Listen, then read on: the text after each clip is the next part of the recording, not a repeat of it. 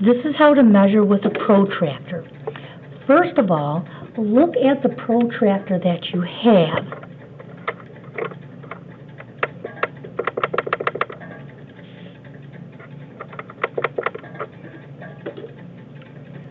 What you need to do is find on the protractor at the edge where the 0 is.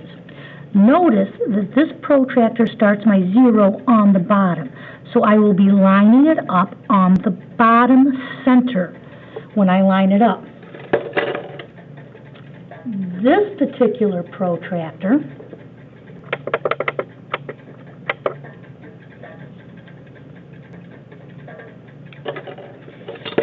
has a 0 here. So the center of this protractor, when I line it up, is here at this dot. Check the protractor you're using and see where you have to line the terminal edge or the initial edge of the angle at. There are 2 scales. Notice which one of the scales starts at 0 and then goes up through 180. That's the scale you read out of the 2. This one, the 0 is on the inside. The 0 is on the outside from the left. Now, the first angle I'm going to measure is an acute one. I can tell it's acute because it's obviously less than 90. Using this protractor, I put the center of the protractor measurement at the vertex of the angle.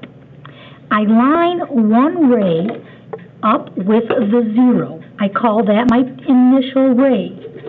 I then go to the terminal ray, the other ray, and see how many degrees it was swung through. It looks to me like 10, 20, 30, 35, 36, 37, 38.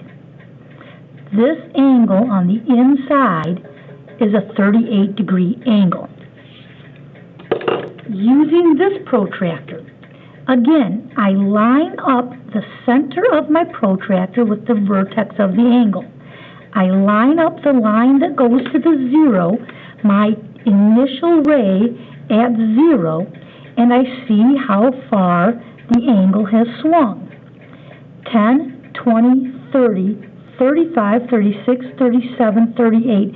This looks more like 38 and a half. It's a little bigger, so it has a little more detail to it. Now, if I want to measure an obtuse angle, I can either way can become my initial ray. I can line it up this way. Initial ray, that's my 0, 10, 20, 30, 40, 50, 60, 70, 80, 90. It's bigger than 90 because it's obtuse. 100, 110, 120, 130, 135, 136. To me, this looks like it's a 136-degree angle.